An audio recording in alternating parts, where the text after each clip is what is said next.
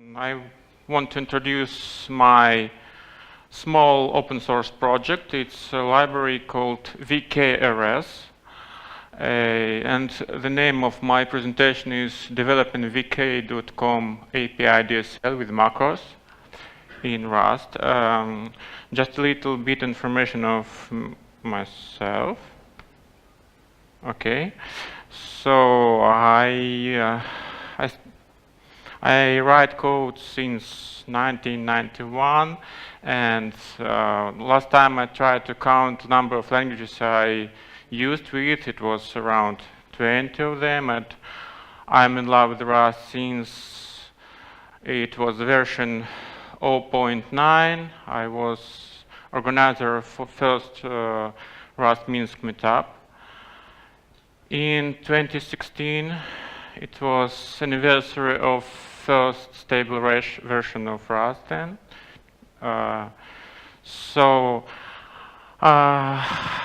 really like Rust for its community, for its tools, for its extensive type system, and I tried to build several things in it. And one of the things I tried to build in Rust is vk.com API wrapper. What is vk.com? For those who don't know about it, it's a little bit of stats. I won't read it. It's a very large Russian social network, the largest one, dubbed Russian Facebook. And it has a very large bloated API, JSON-based API, around more than 400 endpoints. Last time I checked it out, a lot of endpoints and constantly growing, changing, old endpoints change its format.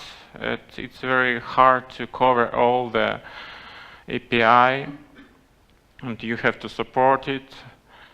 So once I decided to develop a wrapper for this API for my own usage, and I liked building some scripts, some automation tools, and for one of such tool I needed a wrapper for this API. Also, I wanted to try out new Rust features. So the names of the library is VKRS, and to build a wrapper, I decided to use DSL. At first, it wasn't the first decision. I started with small implementation, but there were a lot of boilerplate code I had to write, to wrap, to describe every API endpoint, a lot of boilerplate code. So, well, I got tired of it, and I decided to build DSL. And my main point is how wonderful and sometimes terrible macro system in Rust is. So the first problem I had to use when I started to build DSL, it was a couple of years ago, I had to use nightly Rust because not all features were stabilized then. Just a little bit of basic architecture description. So the main API of VK is built on JSON. It's JSON-based. A lot of objects to work with. So I used Codegen library. I tried to start with Rust C serialize, but then I switched to Codegen and Codegen JSON. To deserialize data, to serialize data in requests, I had to use a different approach because all the data, all the arguments of requests are actually URL-based query strings. So to describe API requests, I created a request rate, and each request is described as a struct and request rate implementation. And to build requests, it's actually a common pattern, classic one. I decided to use builder pattern to simplify things, and to implement builder pattern for all the different endpoints, all the different requests. I also had to write a lot of boilerplate code, but in the end, it's all down to a couple of macros. For HTTP operation, I use request library. For auth authorization, it's EINTH OAuth 2. It's not that hard OAuth 2 implementation. It's harder to pronounce than use it. And the main API access point is controlled by struct client, wrapping request client. So another difficulties working with API. Every API endpoint must be marked with concrete API version, because the same request can mutate between API version. If you take the same request, but for one version of API and then you switch to another version, format of the request, format of the response can change. And you have to pinpoint the API of each endpoint you're going to use. Also, some API endpoints require permissions, so I have to encode permissions in my code as well.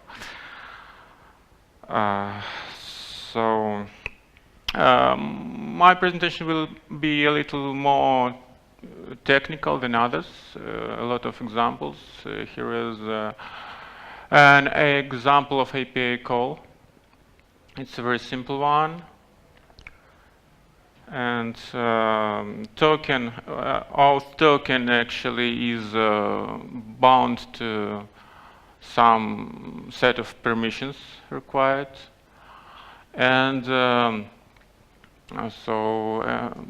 last lines give an overview of how to make actual calls. See, the first call is just setting some status, and the second call is search call, returning a collection.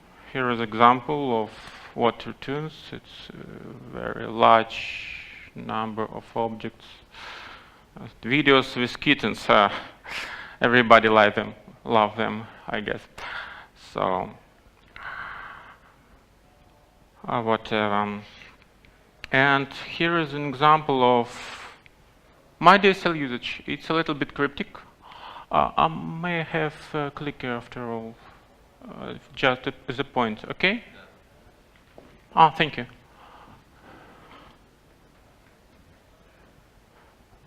So it's very it's on. It's set on. Yeah, it works. It's a request macro. It's a video add API call pinpointed to version API version 5.44.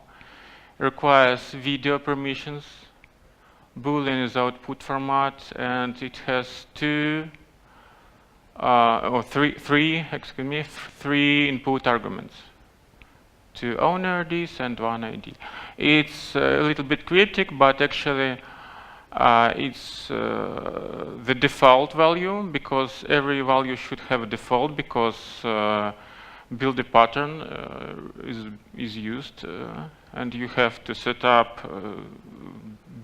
default value when you build initial request object. And this is the code to serialize this thing into string. Default these markers mean default implementation of toString and default implementation of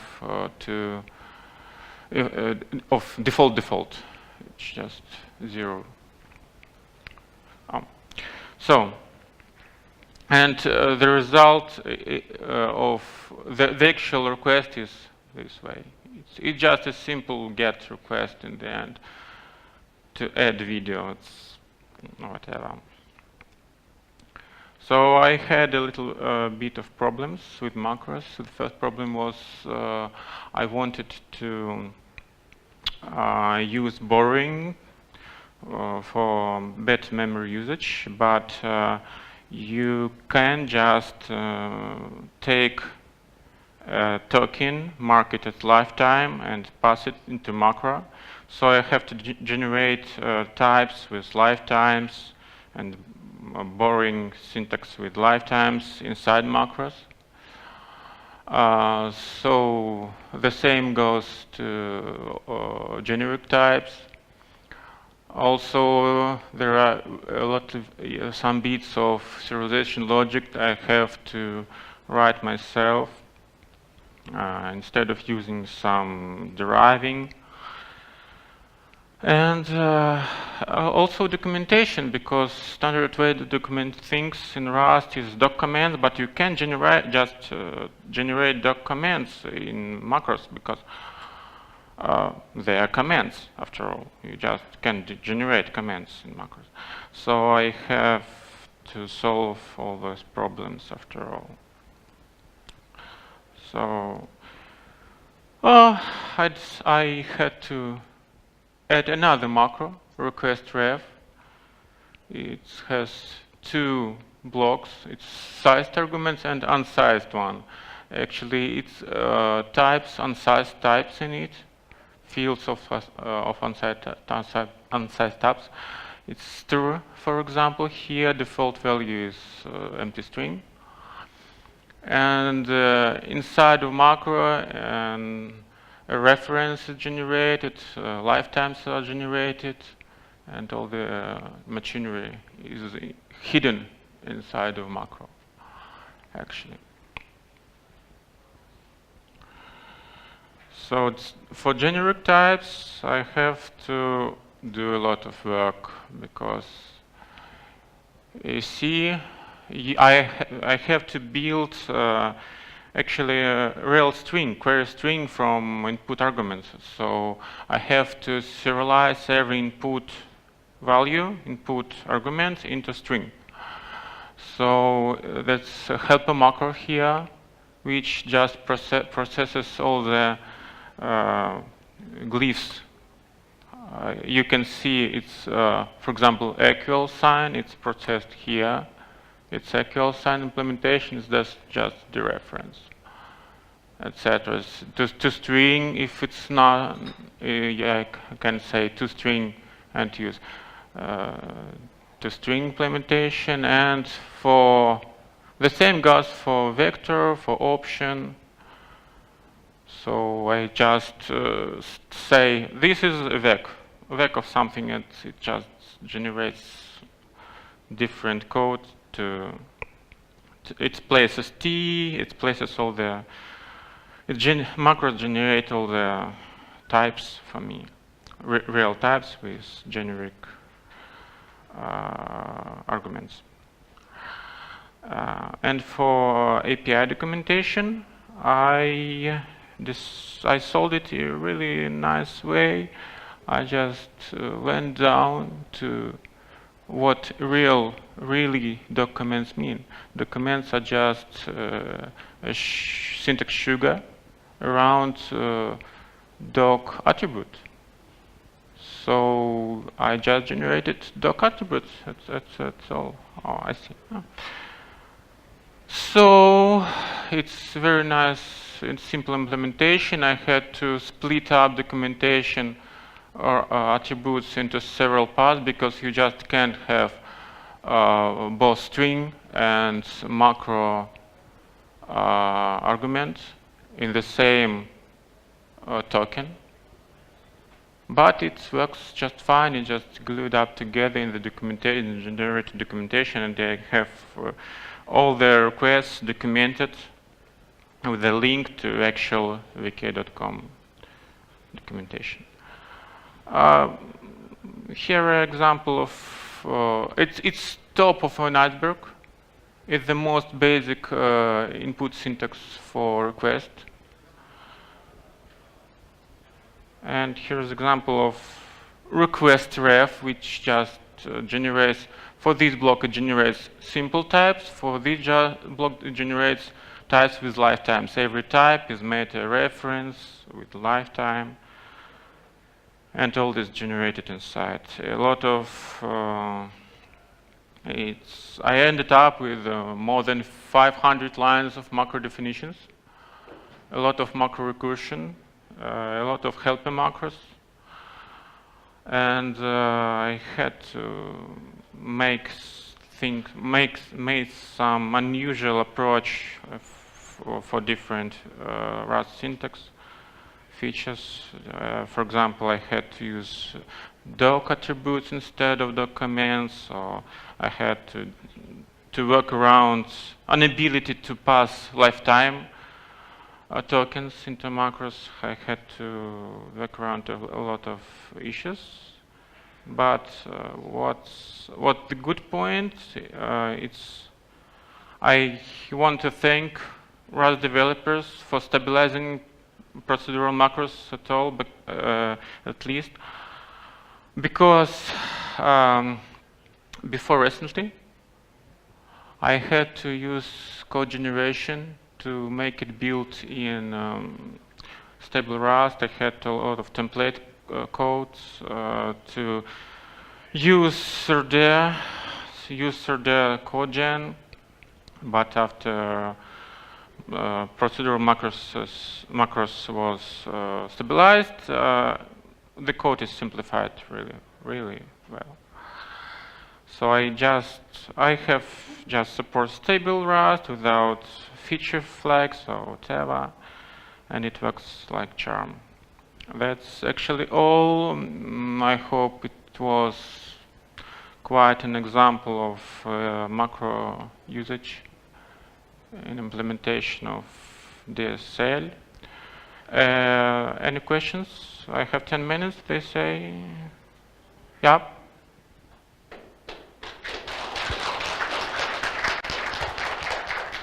Thank you for your interesting presentation. I would like to ask about such things as type-level web API DSLs, like Haskell's servant library.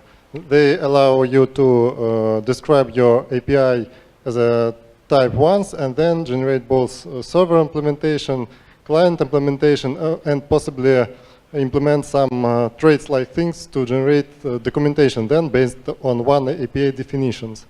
Would it be possible with Rust to do such things? And could you somehow compare these type-level DSLs with your Rust implementation? I missed the first part. What do you propose to generate? Type-level API DSLs allow you to generate HTTP client and HTTP server implementations from type-level definition of API. I guess so. I guess so. Now that we have procedural macros and we have derived macros, so I guess we can write procedural derived macros to derive some implementation of traits to help with it. My library have a specific use case because of nitpicks of actual vk.com API. I'm not sure how it, well, I guess it's possible actually. Now it's possible even in stable Rust.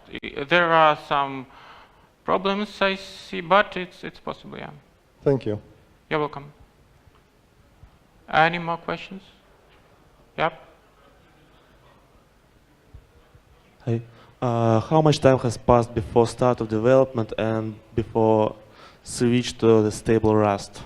It's hard to answer because I developed it in several stages. A lot of time spent between the stages. I started developing it a couple of years ago. It's not actually cover all the API endpoints. A lot of API endpoints are uncovered. Active development took about maybe several months. But at this point,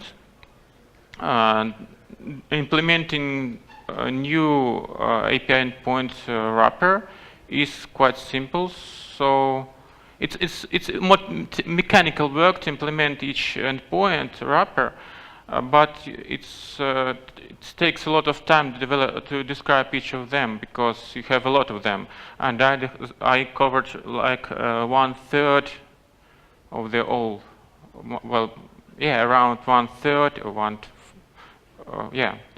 around 100 or 150 endpoints, and we have more than 400 endpoints. So you just have to sit and write the cell descriptions. It won't take that much time, but it's a dirty job. Thanks. You're welcome. That's all? Yeah. Okay. Thank you. You're welcome.